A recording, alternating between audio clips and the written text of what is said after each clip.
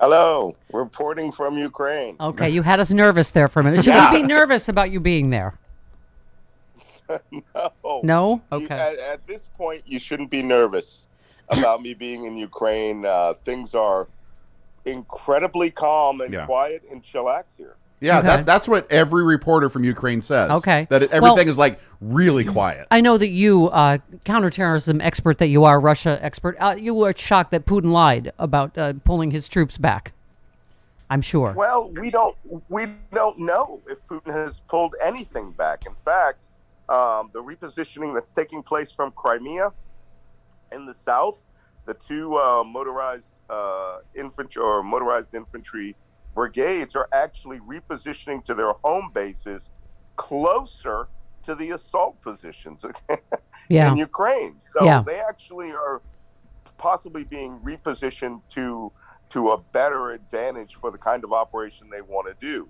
The one small video we saw coming from Belarus of these guys crossing a bridge on a rail train only had about 20 pieces of equipment. And they too could be equipment that's broken. It could just be an enormous propaganda push. Yeah. But that still leaves the 150,000 soldiers.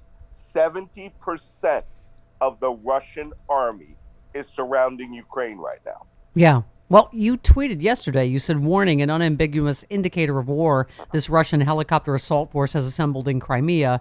You said highly irregular, serious threat. You also said last time I saw a force like this was when we detected 50 Iraqi army helicopters 24 hours before they landed 600 commandos in Kuwait City in 1991. Me because why would they instantly, just out of nowhere, assemble a 70 helicopter force that wasn't, maybe they're going to say it's part of the exercises that they're saying are taking place around Ukraine, but Ukrainian armed forces are at maximum alert. Right. Yeah, I saw that. Interesting. One of your tweets I wanted to ask you about. You said if I were POTUS, I would declare a total air exclusion zone over Ukraine, controlled by USAF, USN fighters, along with the Ukrainian Air Force and any other allied air forces. Let Putin know Ukraine may not be in NATO, but they have an ally in America. I mean, I think the president gave that message in his speech, but talk to us more about that tweet. Well, we did this over Iraq. We created a safe haven for the Iraqi Kurds. When we held that safe haven for 10 years, 15 years almost, where we said we declared that area an air exclusion zone where the U.S. fighters will be operating. And of course, people immediately, we've got this branch of the libertarian left that comes completely around to the Glenn Greenwald right.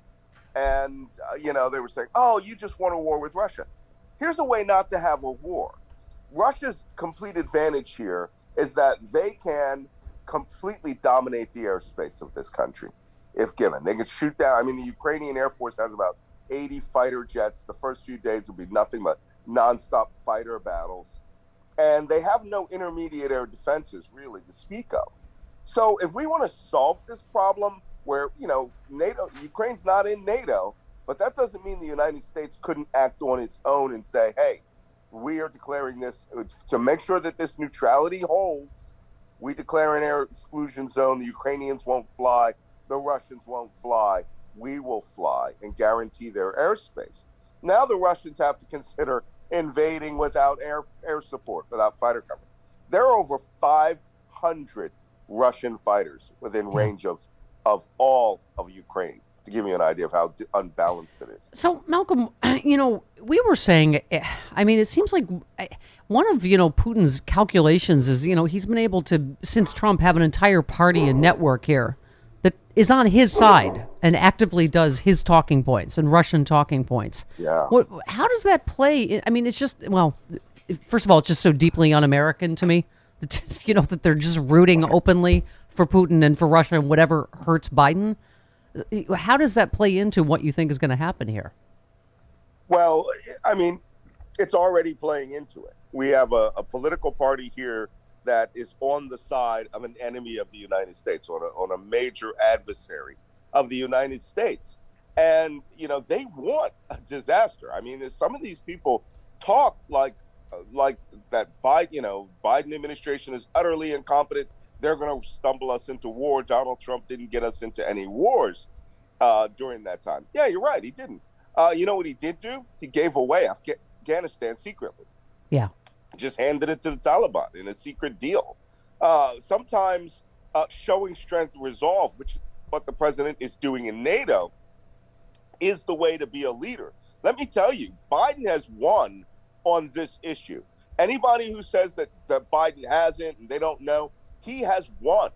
The United States, Putin is getting nothing out of this deal that he's doing, this activity that he's doing. I know he's edging around there with his armed forces, trying to make it appear that he could invade on a moment's notice. It would utterly destroy the Ukrainian economy. No Russian could move around the world with money that goes anywhere near a Western or a U.S. bank, which means they would be isolated utterly again. Yeah. So that being said, the Biden administration has played this properly. He set up, I had someone ask me the other day if he's overplaying his hand with the evacuation of Americans because of Afghanistan. Yes, everyone complained bitterly when he said Americans should get out and that they didn't facilitate that. Well, they're doing it here. I'm in the western city of Lviv. Every embassy in the capital is now in this city. And this city's just 30 miles from Poland. So, Biden has now unified all of Europe on our side, even the Germans. Yeah. And in fact, we may have strengthened NATO because other countries now want to be part of this. Yeah, and also, I mean, Malcolm, I want to get your take on a lot of other intelligence experts are saying this was a really smart move. Us talking about the false flag information and releasing our intelligence and putting the whole spotlight of the whole world on Putin, and we see you. We see exactly what you're doing. Yeah, well, what Biden did by allowing U.S. intelligence to release the information about the details of the false flag attack, the details of Russian special operations, quite possibly coming in and doing what I had predicted a couple of weeks ago on this show, doing a special operation and jumping right into the city of Kyiv. You take the enemy's greatest strength and you expose it to the world. Now they have to make a decision as to whether they're going to go or not go, with the possibility that everyone now knows. Yeah. The false flag attack idea has been used before. The Russians used it to invade Finland in 1939. So, yes, it was a very good deal to put all that information out. But you still have Americans like Tucker Carlson and Sean Hannity who think that anything that the United States does in its interest in NATO's interest is a threat to their real masters, which is Vladimir Putin. Yeah. Well, I mean, as we were saying, too, I mean, Trump would have given Putin Kyiv for Christmas, to retaliate against Zelensky for not helping him in the 2020 election, right? He absolutely would have. Yeah. So, anyway, by the way, just got to, since we have you've written a couple of books on Trump Russia. It is so amazing. This is how, I mean, the only indicator we have that they really must be getting close to justice for Donald Trump on a number of levels, because this Durham story is a giant nothing burger, right? That they're trying to fan into this huge story, right? About, go ahead. Who knows what they're talking about? I mean, it was a simple filing that, on a case where the individuals who were doing these activities, which is checking servers, were doing it before the election on contract, authorized to check the servers. No crime was committed. They're turning this into Trump Russia, right? So ignore them. They're crazy. Yeah, no, exactly. It's a giant distraction. And, the New York Times, thank God, finally knocked down every single one of this ridiculousness. But anyway, when there's a bigger distraction and there's chyrons that Hillary should be executed, something's happening. Something's up in Trump world. All right, Malcolm, stay safe. Are you coming? When are you? Do we? First of all, do you have a prediction what's happening this week or not over there? And what are your plans? My prediction is that the Russians likely won't invade, and what we've been hearing is what's called the enemy's most dangerous course of action. The enemy's most likely course of action is to keep edging this scenario. A Russian diplomat put it as a tension plateau to keep us all thinking it's going to happen. But Russia, as soon as they start moving equipment back, that will be a great defeat for Vladimir Putin. He'll have to figure out another way to do this. Yeah. And I'll be back.